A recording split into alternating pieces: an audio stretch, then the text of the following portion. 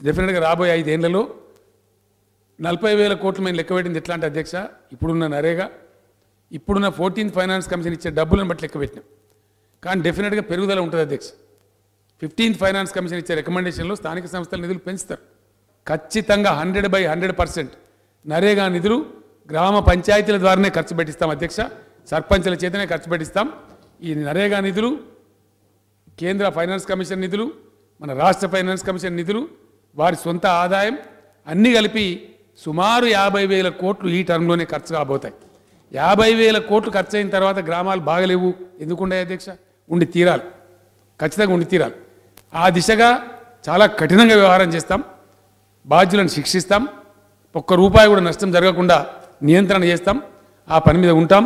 అవన్నీ కూడా రాబోయే రోజుల్లో మీరు చూడబోతారని చెప్పి మనం చేస్తా ఉన్నాం అధ్యక్ష. మన ఎన్నికలను ఫస్ట్ ఫేజ్లో పెట్టమని కోరినాం భారత ఎన్నికల సంఘాన్ని. మరి వాళ్ళ దయ వాళ్ళు పెట్టరా చూద్దాం. పెడితే మట్టుకు మొత్తం దేశం అయిపోయేదాకా మనం పడవబడి ఉండాలి అధ్యక్ష. పార్లమెంట్ పోలింగ్ ముగిసిన వెంటనే దాని మండల పరిషత్తులు, జిల్లా పరిషత్తుల ఎన్నికలు కూడా చేద్దాం, మున్సిపాలిటీ ఎన్నికలు కూడా చేద్దాం. So that by June will be all free to work. మిగిలిన 4.5 సంవత్సరాలు ఏ ఎన్నికలు లేకుండా, ఏ బాధ లేకుండా, ఏ కోడ్ లేకుండా అద్భుతంగా పనిచేసుకోవచ్చు. కాబట్టి ఆ దిశగా ప్రభుత్వం ఆలోచిస్తూ ఉంది. అది జరిగిపోతే మంచి జరుగుతుంది. ఆ తర్వాత కొత్తగా ఏర్పాటు చేసుకునే మండలాలు కావచ్చు, మున్సిపాలిటీలు కావచ్చు, జిల్లాలు కావచ్చు, రెవెన్యూ డివిజన్లు కావచ్చు. కొన్ని రెవెన్యూ డివిజన్లకు డిమాండ్ కూడా ఉంది. కొన్ని నేను చెప్పేటటువంటి ఉన్నాయి ఎన్నికల సందర్భంలో. ఒక 8-10 ఉన్నాయి అధ్యక్ష. వాటిని కూడా చేయాల్సిన అవసరం ఉంది.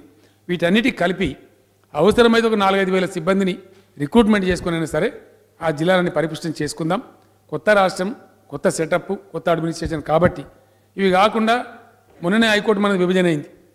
మరి కింద జిల్లా కోర్టు కూడా మనం ఎస్టాబ్లిష్ చేసుకోవాలి.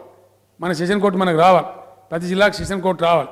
ఆ విధంగా కూడా హైకోర్టు సీజే గారితో మాట్లాడి వాటిని కూడా సెటప్ చేసుకుంటే మనకు కంప్లీట్ అయిపోతాం, పరిపూర్ణం అయిపోతుంది.